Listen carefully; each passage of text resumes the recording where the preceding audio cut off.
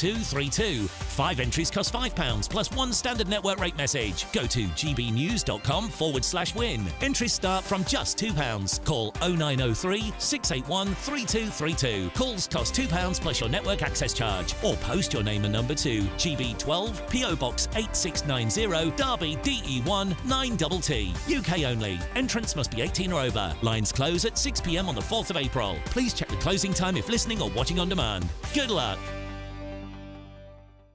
Good Afternoon Britain isn't just about us. The wonderful thing about this programme is it's about everyone watching. It's an interactive programme. Well, there absolutely is something to see here, and we're going to be talking about it more. Whether it's breaking royal news, please bring us up to date, or indeed a particularly punchy speech in the House of Commons. Very, very curious. We bring it to you live, and then we bring you live reaction as well. That's Good Afternoon Britain, weekdays from midday. Only on GB News, the People's Channel, Britain's news channel. The royal family is an enduring symbol of tradition, unity and pride for Britain. At GB News, we celebrate what makes this country great. In our new royal newsletter series, you can join me, Cameron Walker, for Inside the Palace, an exclusive look every week that takes you beyond the gates and brings you the very latest from those at the heart of the monarchy. Never miss a royal moment again. Sign up now. Go to gbnews.com/royal newsletter and get the latest straight to your inbox.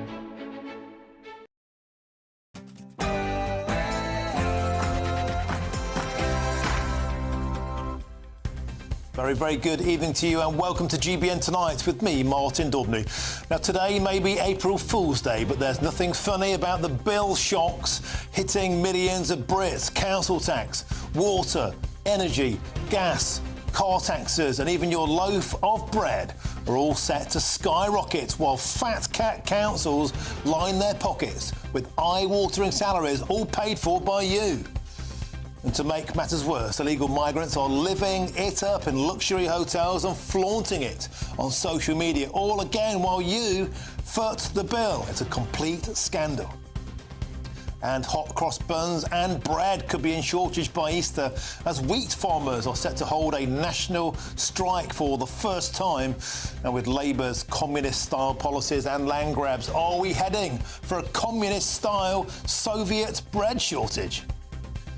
Plus, the Keir Starmer's deal to hand the Chagos Islands to Mauritius is set to be finalised, it appears, after President Trump appeared earlier on to give it his backing. And whilst workers in the UK are facing thousands of job cuts owing to Donald Trump's import tariffs on cars, I'll be joined by President Trump's deputy assistant later on in the show to get all of the latest for you on what Liberation Day means for Brits. An action-packed show. Before all of that, here's your headlines with Tatiana Sanchez.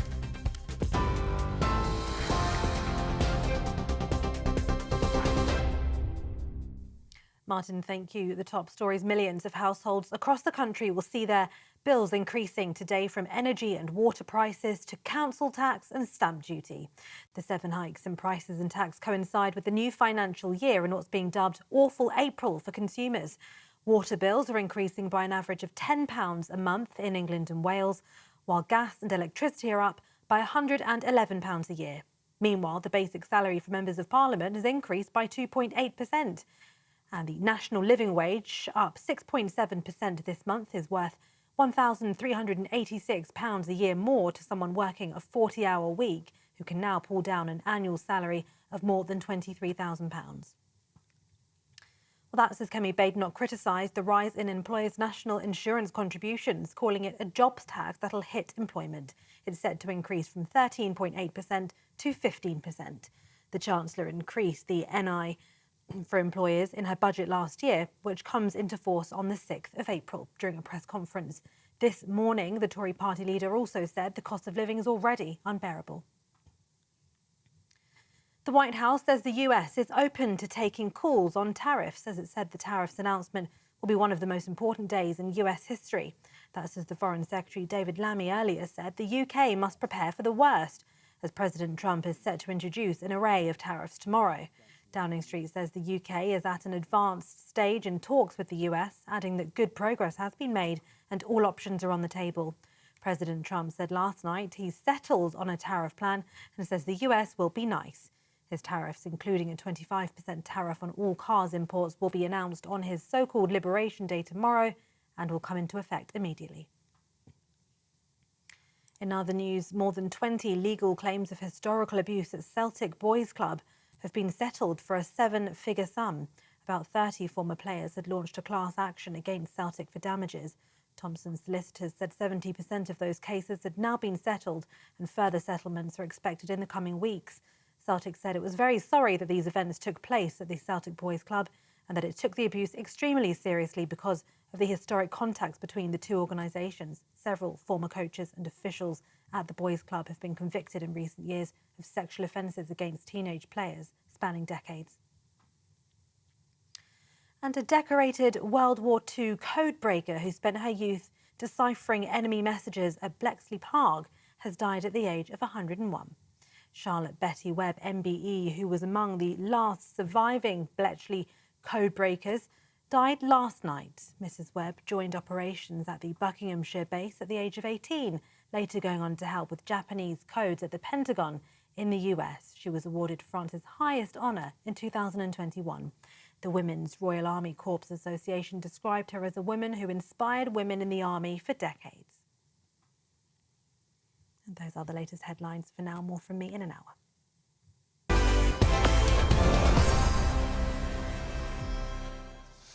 Thank you, Tatiana. Now, welcome to GBN Tonight with me, Martin Daubney. April the 1st is Labour's idea of a cruel joke, but the only ones laughing all the way to the bank are illegal immigrants, asylum seekers and train drivers. Meanwhile, single mums, car drivers, old-age pensioners and farmers are left feeling like they are the punchline. And taxpayers are hit with council tax hikes, despite Sir Keir Starmer's promise to freeze them. And while services are slashed, 6-figure town hall salaries are soaring across the nation. We hit the streets of North Yorkshire to see just how badly the locals are feeling the pinch. We're getting squeezed all the time, and we just don't have the available money. And it's quite worrying to have to try and find that. My council tax has gone up. I think it's 4.8%. When I first moved in 2019, I think for a single person it was like £80 a month. And now I'm paying about £110 a month. So it's gone up quite a lot in 5 years. Spend less money on foods these days. I used to enjoy food shopping. I don't do that much more. I work in retail, see an impact on the shopping, the shoppers, what they're spending. Well, there we go. It's April Fool's Day, but nobody is happy in Hartlepool. Well, joining me now to discuss this is the former MP for the Conservative Party, Jonathan Gullis. Jonathan, they're calling it awful April today.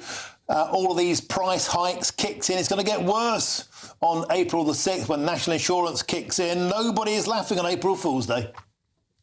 No, nobody is laughing at the end, Martin. They're actually horrified at what's happened when this Labour government promised change, but it just seems to have been some vacuous word used in the general election with no actual serious or credible plan. I remember when Labour MPs were telling me that they had a fully costed manifesto, and yet they've raided businesses to the tune of 25 billion in tax raise. They've frozen pensioners by axing their winter fuel payments. They're raiding family farms by closing them due to inheritance tax changes. And of course, they're about to give away billions of pounds of taxpayers' money in a dodgy Chagos deal that will see our sovereignty given away and will pay for the privilege of doing so. It's completely and utterly absurd. When you see energy bills were meant to be cut by £300, they're actually up £111. When council tax on average is going to go up by around £109. Water bills going up on average by £123. And obviously with nursery fees, largely hit by the jobs tax and national insurance increase, are now seeing fees increase by 10%.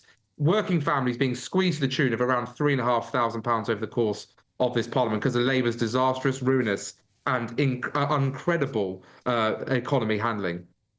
But, Jonathan, of course, they would say, well, it was your fault. It's the Conservatives. You handed a £22 billion black hole to the Labour Party. All of these cruel cuts had to be made because the Conservatives screwed things up.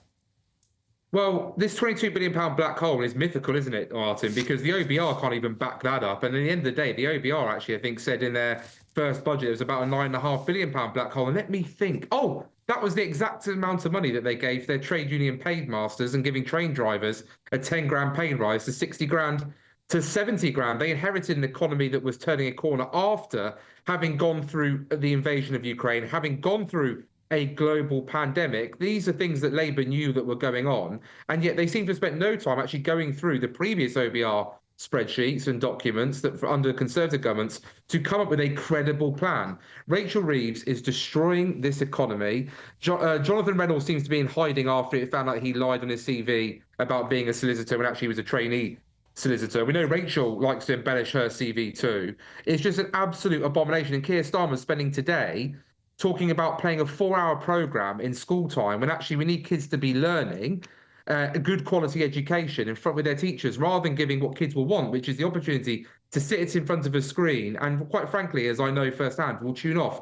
Adolescence is an amazing documentary, but trying to push the messages that you want to get across from that great piece of drama is not done by just simply pressing play and letting the kids sit back and watch something without real context and real lesson planning going into it.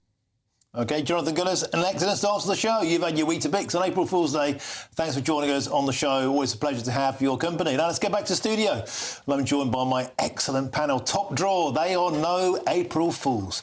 It is Saran Al-Wardener, former Conservative MP and Minister, and Joe Phillips, the journalist and former press secretary to Paddy Ashdown. Joe, I could hear you grinding your teeth there.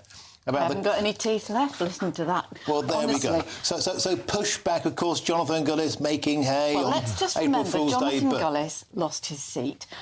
You can say, OK, the government have got a lot of things wrong, and there is absolutely, it is a ghastly time for every single person who is being hit by this increase in bills, and they all come at once. It's absolutely ghastly. And there will be people who are really going to struggle.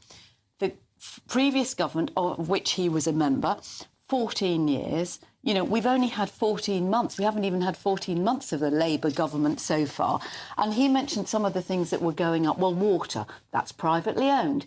What did the previous government do? We're going to talk in a minute, I know, about sort of ridiculous pay in the public sector. But what about the ridiculous pay in the private sector that rewards people for failure, like Thames Water, for instance? The energy companies, they have been making whacking great profits. The previous government did nothing to try and alter the way that household bills are Labour linked. in power now. Stop banging on about the past. The Labour Party can fix this. What are they going to do? The bills are dropping today. Well, the council tax has gone up partly because 14 years of the Tories and the government before them have failed to deal with the biggest single challenge facing local authorities, which is social care. And this government, unfortunately, have kicked it into the long grass again with another review. But the councils have been cut, their budgets have been cut, and they still have to provide social care, which is an increasing cost. If the council budgets have been cut, then on what planet can we justify today the taxpayers' allowance pointing out there are almost 4,000 councillors on over 100 grand, over 1,000 on 150 grand. 238 councillors are on more than the Prime Minister. And to pay for that, today, British council taxpayers... You don't mean councillors, you mean council employees, not councillors.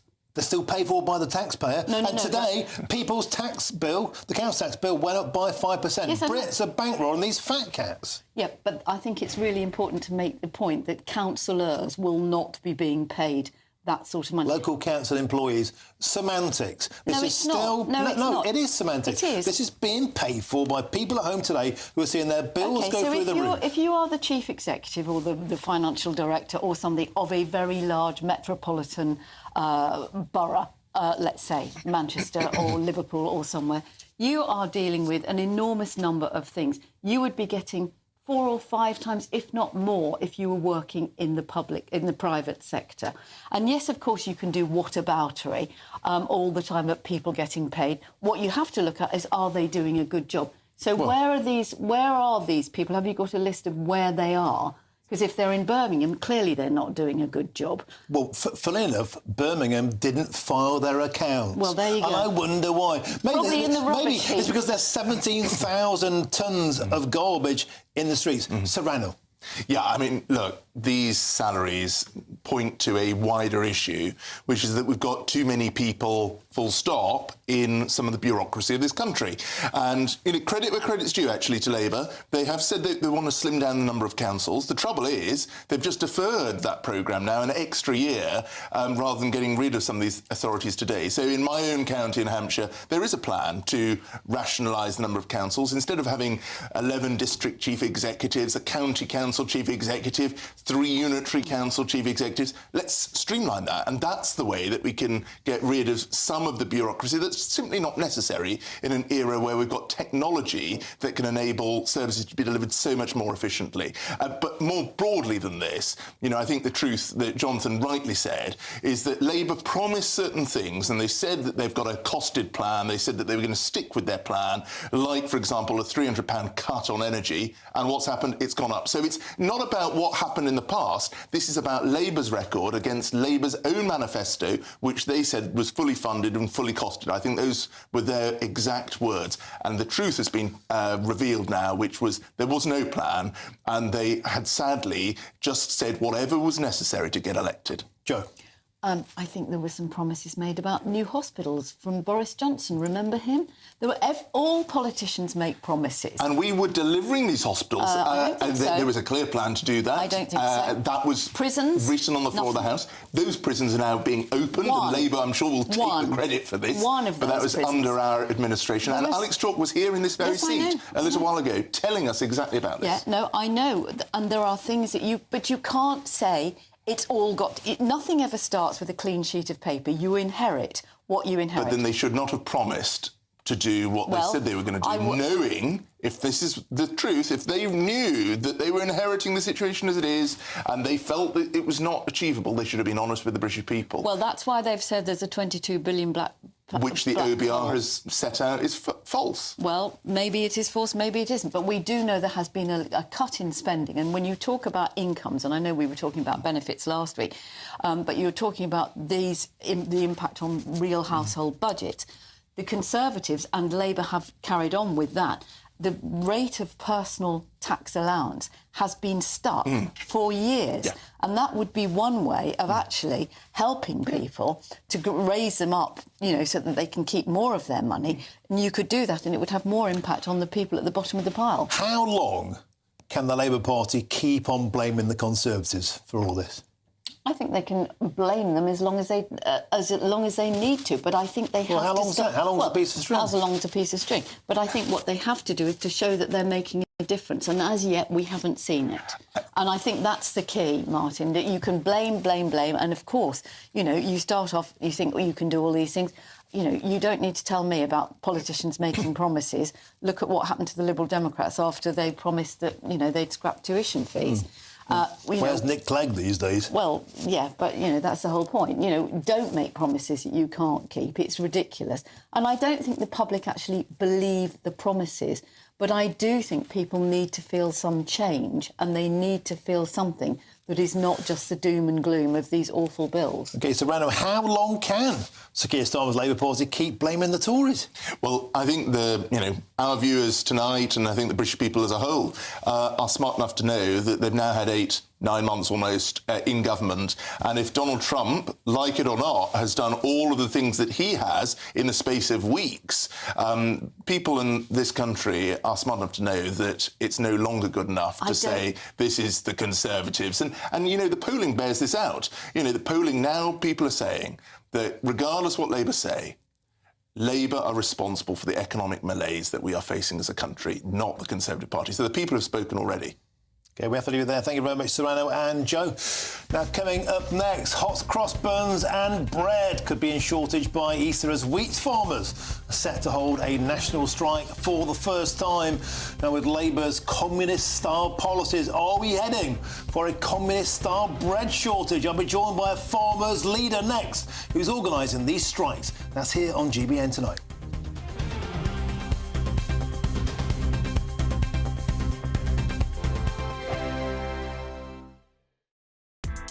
Join me, Nana Akweer, for an informative, interactive news programme with a difference. It's fun. No, he didn't say that, Dave. I'm so surprised. I think there's an element of truth to that. Join me from 3 p.m. every weekend, only on GB News, Britain's news channel. This is GB News, Britain's news channel. Withensea. It's an East Yorkshire seaside town that's been here for centuries. Once a bustling coastal resort, now only its pier towers remain. And like many British seaside destinations, it's seen a drop in holiday makers. Gone are the days when we had packed beaches. The area has changed and, you know, it just needs a little bit more, so there's something to do for people. Since they pulled the railway, that was a death of witnesses sort of thing, and slowly it's died to what it is now. About the next thing, I guess, it'll go in the sea. I think it's a typical English seaside town, and sometimes they don't move with the times, do they? And it hasn't changed a lot since, you know, when I come. But still people here, still people come. Plans for a new pier were scrapped in 2023 due to funding issues. Now, with price hikes brought on by Labour's autumn budget, business owners are feeling the pinch. Annette Bagley owns the Rosy Leaf Cafe, and she's been forced to put up her prices. It's been a bit hard because the wages have gone up, national insurance has gone up, so everything is going up. My costs for just running the place, the coffee's gone up, chocolate's gone up. Everything really has just gone up, and I'm afraid I've had to pass that on to customers by putting my prices up a little bit. East Riding Council has schemes in place to boost the economy. And we're just trying to make the town better in lots of different ways. We also have a big voluntary group called Town Smart, and there's a great team of volunteers, and we're out there litter picking, cleaning, painting, and we're also going to sort of see if we can create a business collective and a business group as we go forwards to help local businesses. GB News, the People's Channel. If you want your news to be straight talking, this is a nightmare for the Conservatives again. Down to earth. It's not just Nottingham where this is happening, is it? And most importantly, honest. Hard-working, middle-class taxpayers, they'll get their book thrown at them. Then catch me, Martin Daubney, Monday to Friday, 3 till 6 p.m. on GB News, Britain's news channel. In the GB newsroom, we bring you the news as it happens. With our team of dedicated journalists across the UK. We're ready to keep you up to date with what's happening every half an hour, every single day. Bulletins here on GB News, the People's Channel, Britain's news channel.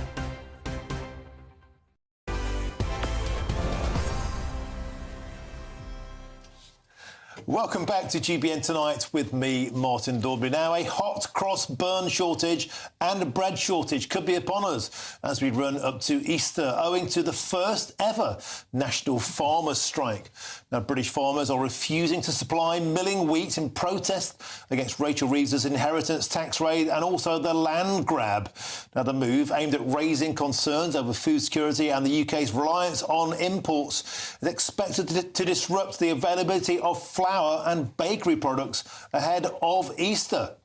Now, here's the question. Could we be heading for our own version, as you can see on your screens, of the bread shortages seen in the good old USSR? Now, if this crisis isn't averted, it might just become a reality. Well, join me now to discuss this is a farmer, Ollie Harrison, who is one of the guys heading up this protest movement. Of course, I'm still with my panel. Sir Ranil Jayawardena, the former Conservative MP, and the Minister Joe Phillips, journalist and the former press secretary to Paddy Ashdown. Ollie, I'm going to start with you. You've been in London today. You've been over in Parliament, once again trying to make your case to parliamentarians, but that hasn't worked so far. There have been numerous Queensberry rules protests. Jeremy Clarkson was here. We've had hundreds of tractors, thousands of protesters. That hasn't worked. And now you're upping the ante. You're going for bread shortages. Tell us why you got to this point. So basically, the rural MPs get it. They understand what farming is. They've got rural constituents. You know, they totally understand it. The urban MPs don't understand it. They need farmers 3 times a day. So we've now taken this move to remind them with just, you know, one product, you know, it's essentially bread, hot cross buns, cakes, you know, anything that's made of flour, really. We're just like, well, OK, then if you don't know who we are, we'll stop sending some wheat out for a few weeks and and let's see how you get on. So the wheat won't make it through to the mills can't supply the bakeries, the bread will dry up on the shelves. That's the plan. And I believe you're also advising farmers and their families and the public to go out and buy bread, to try and do a locust-like removal of bread from shelves. So obviously it's going to go short. So some farmers that don't grow milling wheat, or they don't want to travel to London for a protest or whatever, they're going getting bread and they're giving it out to elderly in their neighbourhoods. So that's what's going on there, really, because they want to be involved, but they can't be because they produce lambs or they produce beef, you know what I mean? So it's to let them feel involved, really. That's what they're doing. And you want to do something tangible, something that people can see. We saw shortages, of course, during COVID lockdowns. For some reason, there was no bog roll, supply chains are all just in time, you know, and wheat can store indefinitely, but bread can't. So we can hold that back, but you know, you can't really hold bread back. You can't stockpile bread because it's going to happen. And they just need to be reminded where their daily bread comes from, you know, and that is what it's all about, you know. And hopefully we only have to do it once, or we only have to do it for a few weeks, you know, who knows. But them urban MPs just need reminding, hold on a second, it's your constituents that have lost the choice. No one's going to starve, but people are going to lose the choice, you know. With barbecue season's coming, if there's no bread rolls, they can't, you know, barbecue very well.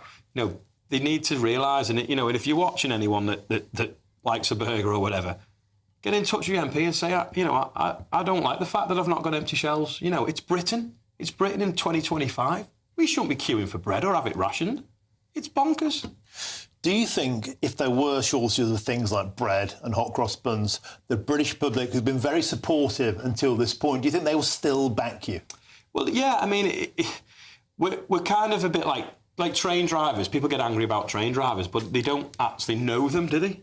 They're not like personal. It's just a train driver. You don't see them, and you know they get away with striking, and they get what they want. I mean, you know, we just want to remind them that the food chain is fragile. Farmers are needed. UK production is needed. You know, we don't want to be importing wheat that's grown to a lesser standards than us, used with chemicals that were banned here 20 years ago. OK, well, stick with us. I'll bring in my panel now, and know that you want to react to what they say. Saranil and Joe. Let's start with you, Joe. Your family, of course, come from a farming background. Do you support what Ollie Harrison and his mob are doing? Well, I completely support the farmers, and I am absolutely passionate about the need for people in this country to understand that food security is arguably as important as defence security, but we have an ignorance that has been perpetrated through government of all colours about where food comes from, how it gets to the table. You know, that, as Ollie just said, some farmers can't go on strike. If you've got sheep lambing at the moment or you've got cows calving, you can't just abandon them. We have had strikes before, temporarily. We've had dairy farmers, you know, tipping milk down the drains and things like that, and nobody wants to see food wasted. I do question Easter hot cross buns because they seem to start selling them on Boxing Day, as far as I can tell, although goodness knows what they're made of. But I just wonder, you know, does it actually affect people if people are so ignorant that they don't know where the food comes? Wouldn't it be better, in a way, to go out and almost do a sort of a virtual farmers market that, you know, this is what you got? Because we're also... We've tried that. We've done that for the last 6 months. You know, we Pancake Day was all about this is what, you know, what goes into making a pancake. The NFU have done the Days of Action where they've took everything into towns. We basically didn't go full force. You know, we tried the education piece. We tried to educate the ministers. We tried to get them to understand. But there's this... The problem we've got at the moment, we've got Treasury running the country, and they're just number crunchers. Can I just ask you a quick question, because I know Ranald wants to come in. You say that rural MPs get it. Does that include the newly elected Labour rural MPs? But about 40 of them, right? They're so whipped and they won't stand up. But they're thinking, well, we're safe for 4 years. You know, we're getting paid for 4 years. Serrano, let's bring you in now. I mean, we josh about Soviet-style queues, but a lot of people in the farming community, Ollie Harrison being one of them, are saying they do feel that some of the regime now is communist, particularly the land grabs, the buying of farmers' land for rock-bottom prices without them having a say. They're the only industry in Britain that can't even decide their own prices. They get told their prices. They've had enough. They've tried to be polite, and now strikes seems to be the direction of travel. Do you think that's the right thing to do? And do you think that Labour will listen? Well, personally, I'm never in favour of striking, but I understand what we've heard tonight in terms of the rationale.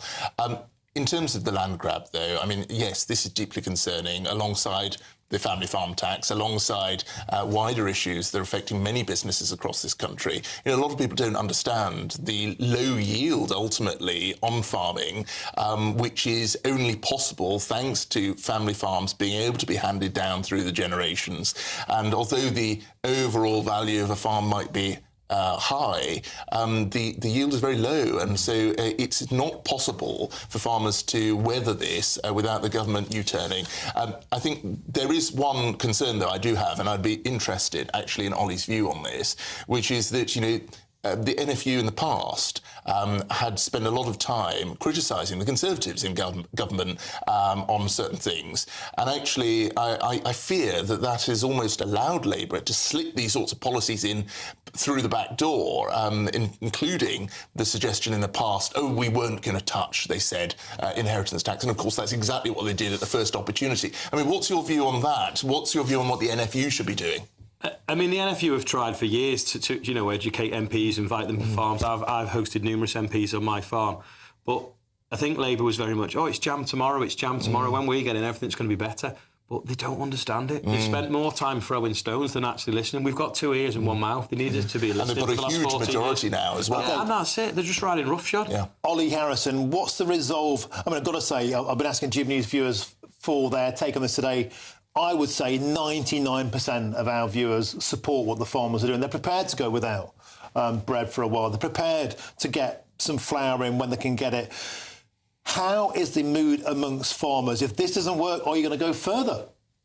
I mean, I'm worn out of it now. I mean, if we don't get any sort of result in the next 6 months, I question whether it's worth farming. We'll get this harvest out of the way and then decide whether we drill anything. And with obviously the SFI been taken off us now, that was the safety net for bad weather. That was encourage people to do stuff for the environment. And they've just pulled the rug with 20 minutes notice. It's unbelievable what they're doing to the industry that feeds people every day. Okay, we need to have a severe think, do we not, about food security, what it means, and a reliance on importation. Nobody's taken it seriously for decades. But can you believe that we might have rationing in about a week's time? Oh yeah. It's just, it's 2025. But look at the food that we waste, Ollie. Look at the food that people buy, the rubbish. It's too cheap. Yeah. You know.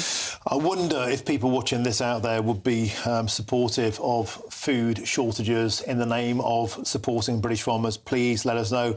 Ollie Harrison, always a pleasure to have your company. Thank you very much. And of course, Serrano and Joe Phillips, pleasure as always. Let's move on. Let us know at home, would you support bread shortages, food shortages to support British farmers? Now, coming up next, we have the sad news that Betty Webb, one of the legendary Bletchley Park code breakers, has sadly passed away at the grand old age of 101.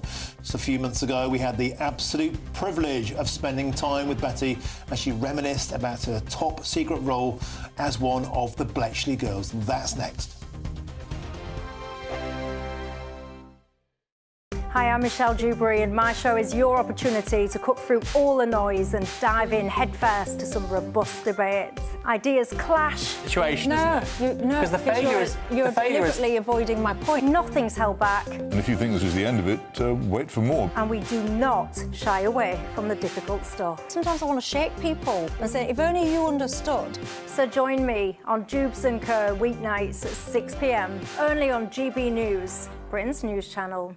The royal family is an enduring symbol of tradition, unity and pride for Britain. At GB News, we celebrate what makes this country great.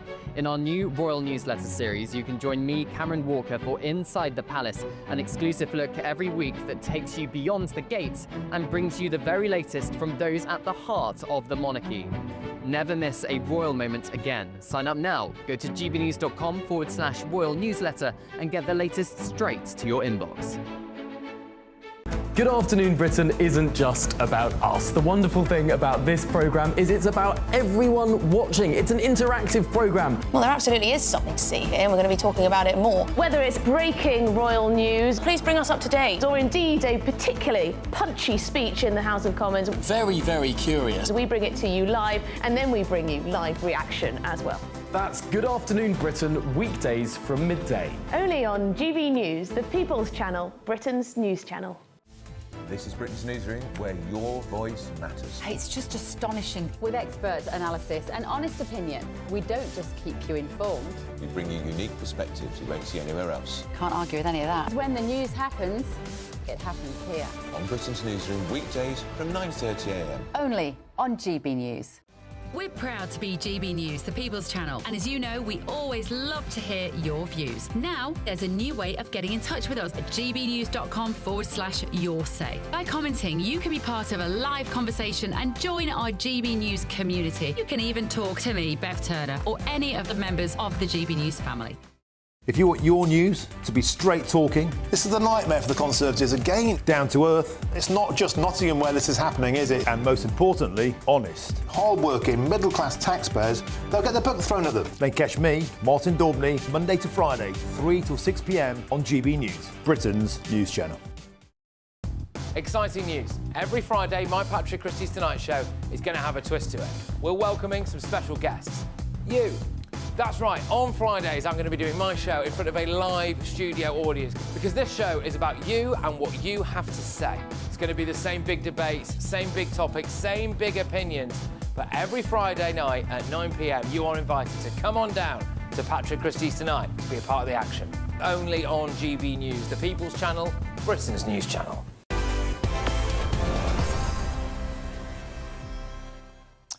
Welcome back to GBN Tonight with me, Martin Daubney. Now we have the very sad news that Betty Webb, one of the absolutely legendary Bletchley Park code breakers, has sadly passed away at the grand old age of 101. Just a few months ago, we had the absolute privilege of spending time with Betty as she reminisced about her top secret role of one of the Bletchley girls. Take a look. I've come to Withell in the West Midlands to find one of the Bletchley girls I wrote about 10 years ago. A decade on, and Betty Webb, aged 101, is still flourishing. And her story is amazing. From going to Hitler's Germany before the war, to being selected for work in the mansion in Bletchley Park, till finally, in 1945, she went to the Pentagon in America. Before most people, you have an inside track of what's going on in Germany, don't you? Because as a pen friend, a teenage girl, you go over on an exchange to Germany in 1937. That's right. And what did you see? What was it like at the time? I was in Germany for about 3 months, living with a German family, and there were two daughters, and I went to school with them. And what's your memory of that time? Well, it's fairly clear and fairly pleasant. And the only thing that was a little bit disturbing was the fact that quite obviously a lot of the local middle-aged people were very concerned about Hitler. In the school, they were all expected to say Heil Hitler, you know, and the older generation didn't like that. Didn't one of the daughters have to go to some youth club? Well, both the daughters did, but they never talked about what they'd been doing. Was this the Hitler Youth? This was the Hitler Youth, yes. And I recall that you went to their school and you refused to put your hand up, or? Well, I sort of did a vague wave because I felt I ought to comply with what was going on. But at the same time, I was too young to understand what it was all about. I was only 14. And extraordinary to think that within a matter of years, you're going to be at war, your country at war with their country, these former friends of yours. Well, it was a situation I had no control over, but it was quite, well, sad in a way, I suppose, because I never communicated with them again. There was no way I could. Before conscription's introduced for women in Britain, you've signed up, you've joined the ATS, this female army, and from there, you are selected for Bletchley Park. How did that happen? After basic training, we were asked what we would like to do. I just put in my notes that I spoke German, and I think that was what prompted the powers that be to send me to an interview in London, which was in German, actually. And at the end of the day, the major in the intelligence corps, I think he was, he said, "Here you are, get yourself to Bletchley." He gave me a rail wand. And tell me about that now very famous mansion, working in it. in your late teens, did you have any idea of the importance of what you were doing in the organisation? No, absolutely not, because we were all obliged to sign the Official Secrets Act. And from then on until 1975, That's a long time. It's a long time, and I didn't. Well, none of us were able to talk about anything, and so all I knew about was the office that I was working in the mansion, with a major tester who was a German specialist. At the end of your Bletchley experience, there's a whole new adventure for Betty Webb, isn't there? Because absolutely, yes. You're selected to go to America. That's right, yes. I was privileged to be sent to Washington, D.C., and work in the Pentagon.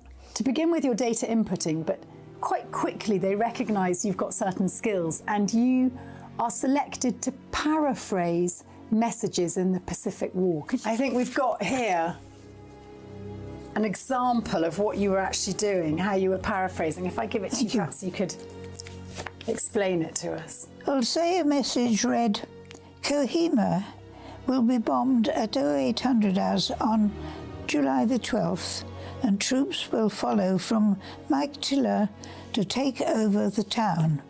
The paraphrase might be, it is rumoured that on the 12th of July, Kohima will be attacked from the east.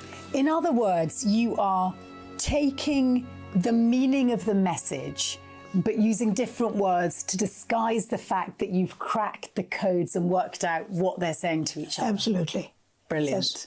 I think you were the first female ATS woman, in other words, first British female army member who worked in the Pentagon. I believe so, yes. There were other British people there, but no women.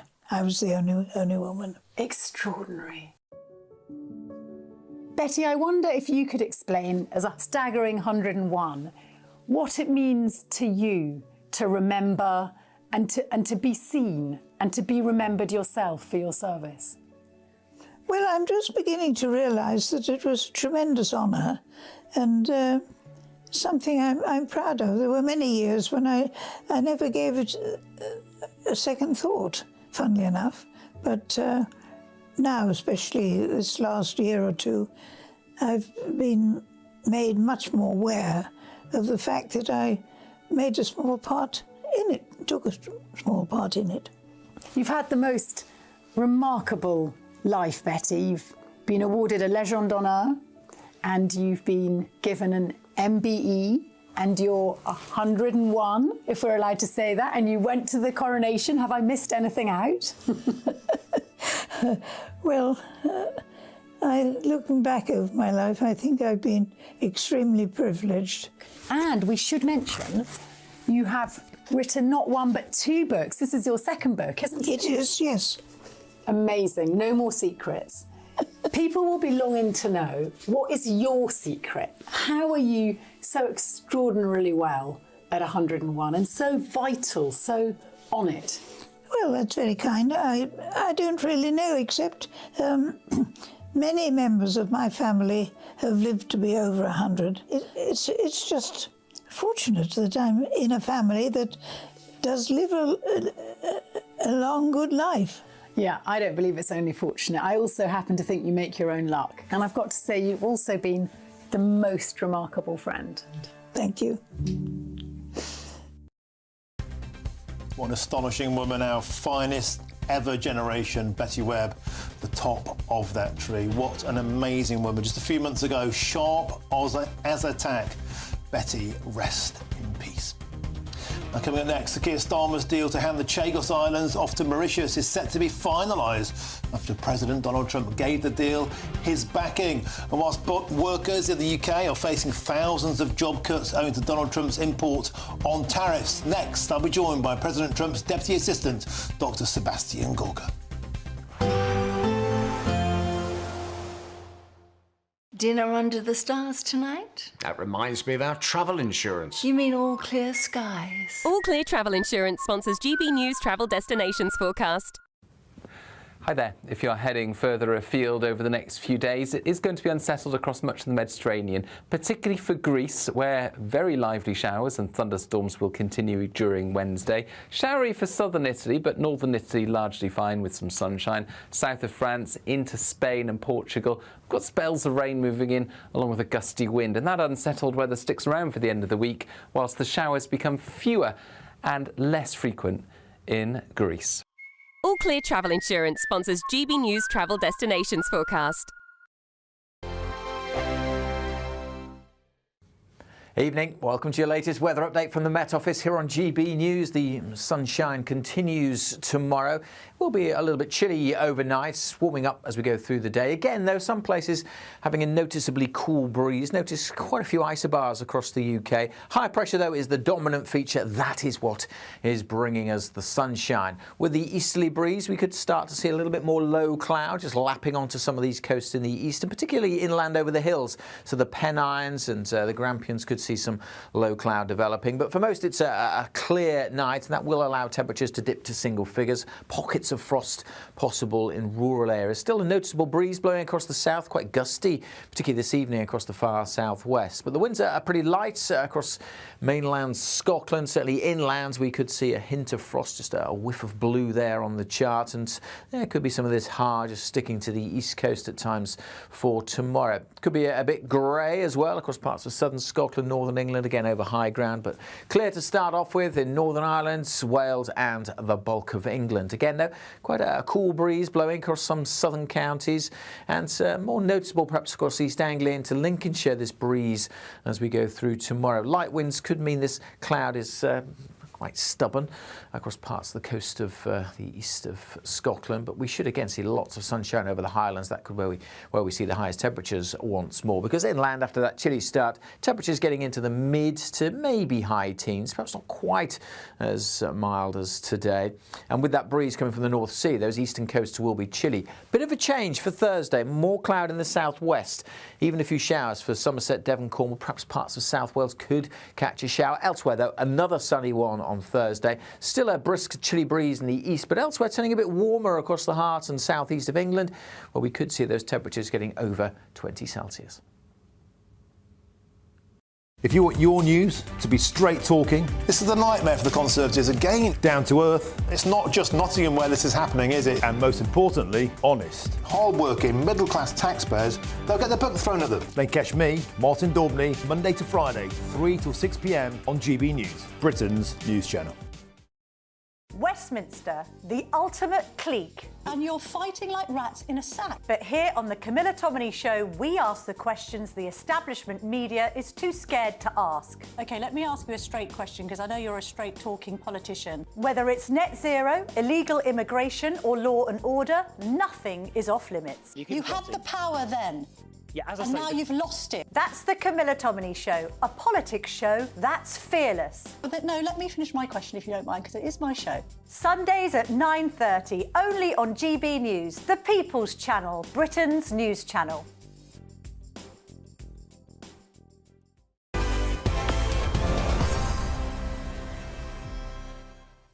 Welcome back to GBN Tonight with me, Martin Daubney. Now, Number 10 has confirmed a deal to hand the Chagos Islands to Mauritius is finalising after President Trump's approval.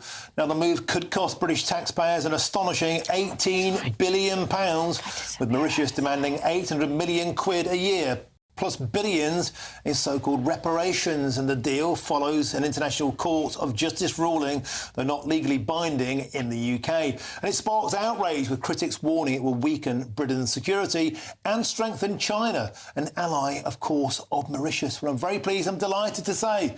I'm now joined by Dr. Sebastian Gorka, Deputy Assistant to President Trump and the Senior Director for Counter-Terrorism. Seb, always an absolute delight to have your company. A few people in Britain were wincing in disbelief that Donald Trump might sign this Chagos deal off, because it may harm our national sovereignty of Chagos, and it might harm international security for America. Surely Trump wouldn't sign this away.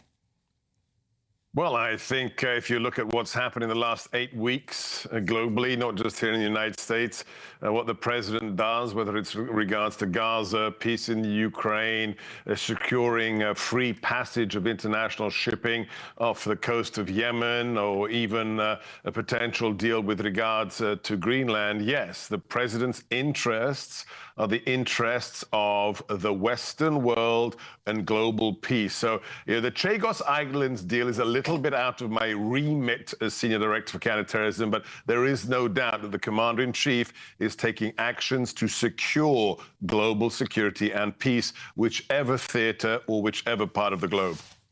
OK, Dr. Sebastian Gorka, let's talk now about Liberation Day. Of course, is tomorrow. Caroline Leavitt, the White House press secretary, was asked today, after saying it was one of the most important days in American history, she was asked, what if the tariffs don't work? And she said, they will work. Are you sure they will?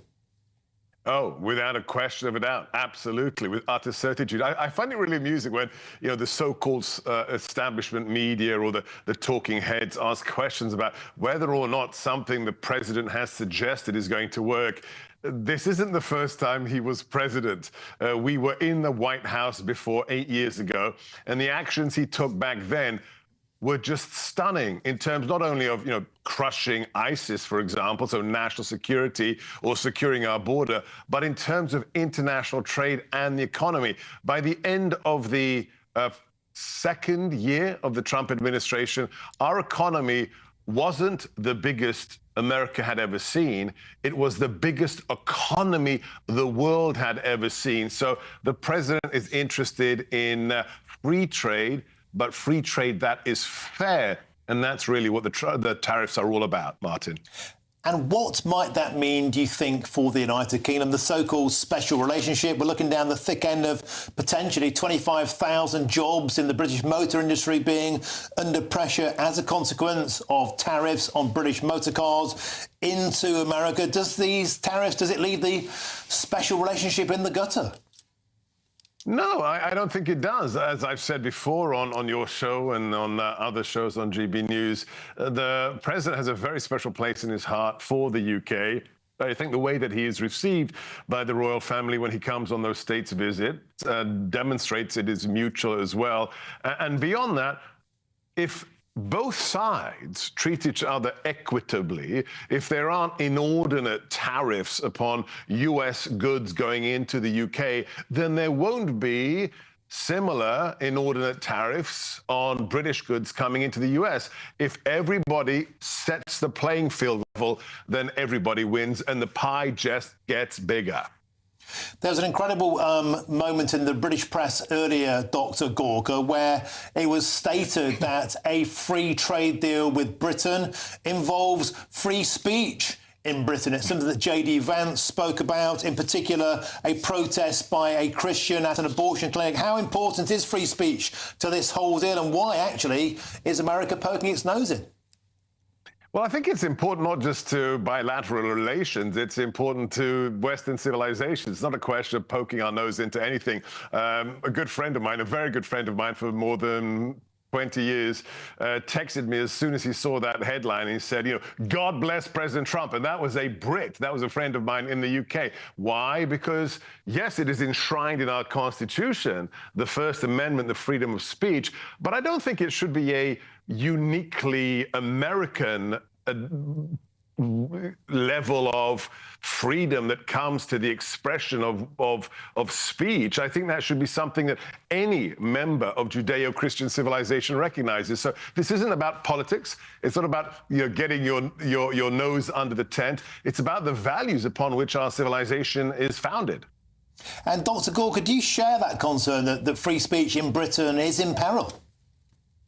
Well, look, I see things across the continent and in the UK that give me pause for thought and do not really represent the European or even British standards I knew as a person who was born in the UK. The idea that people get in trouble for social media postings and that the police are more concerned with those kind of issues than actual physical crimes being committed. I think Europe writ large has to step back and just assess what it has done to the rights of individual citizens in the free expression of their political or religious beliefs. So yes, as somebody who was born in the UK, I'm a tad concerned, to put it mildly, Martin.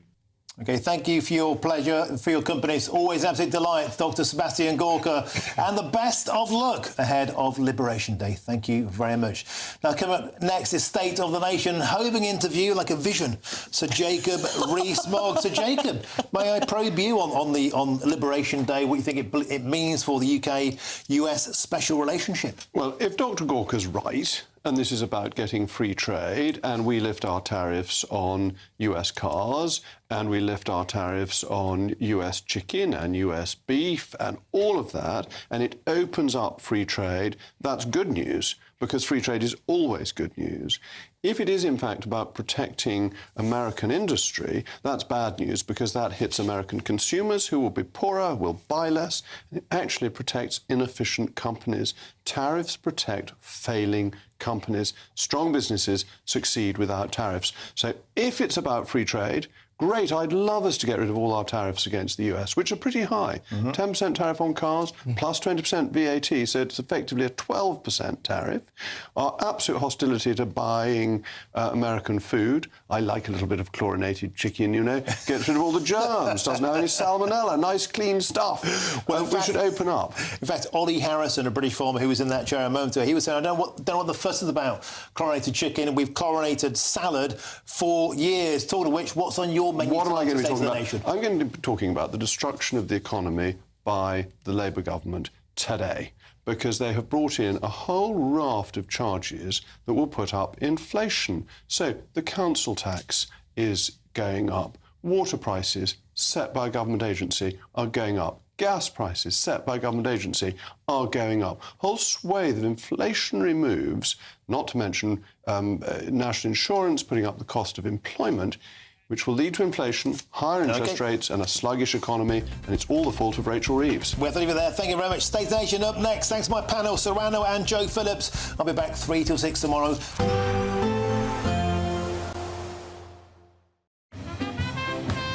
There will be a light breeze in the morning, leading to a warm front.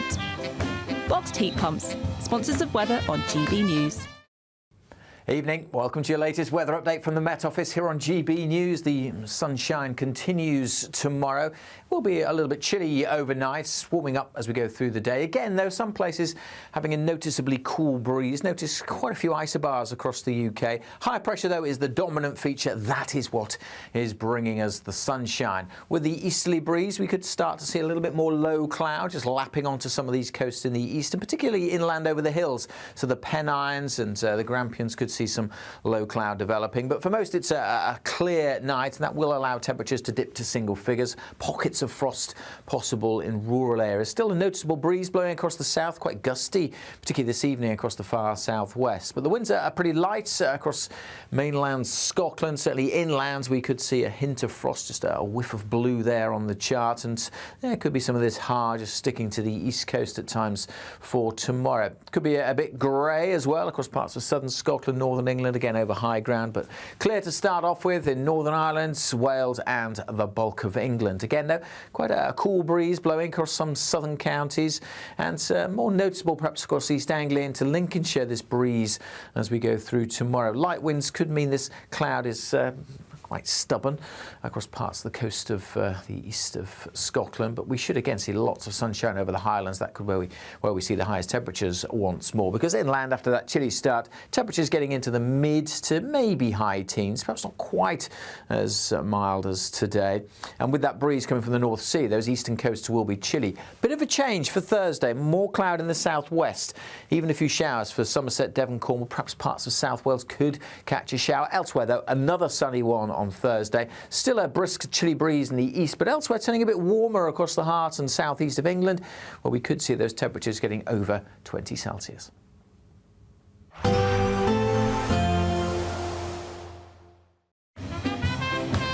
There will be a light breeze in the morning, leading to a warm front.